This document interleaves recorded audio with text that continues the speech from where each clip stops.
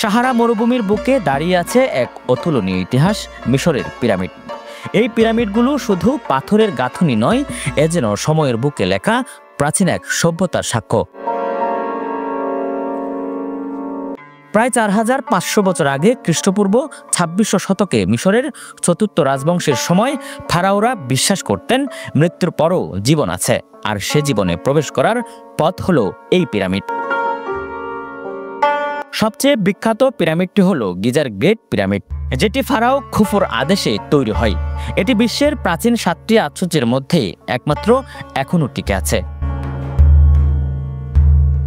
এই পিরামিডে ব্যবহৃত হয়েছে প্রায় 23 লাখ পাথরের ব্লক, প্রতিটির ওজন গড়ে 2.5 টন। অবাক করা বিষয় হলো, এত বিশাল ও ভারী পাথর তারা চাকা ছাড়াই কিভাবে সরিয়ে নিয়েছে তা আজও এক রহস্য।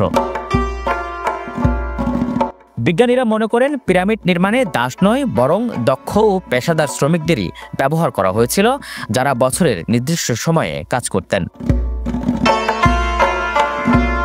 পিরামিড শুধু সমাধিস্থল নয়, এটি ছিল আকাশের সাথে সংযুক্ত হওয়ার একটি প্রতীক।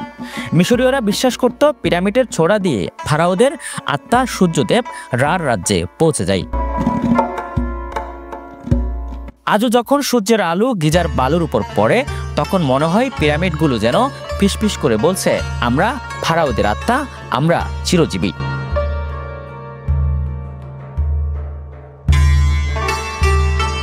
এই ইতিহাস শুধু মিশরের নয়, এটি পুরো মানব সভ্যতার গর্ব। মিশরের পিরামিড এক বিস্ময়, এক প্রতীক, এক চিরন্তন ঐতিহ্য। News desk, Penowa.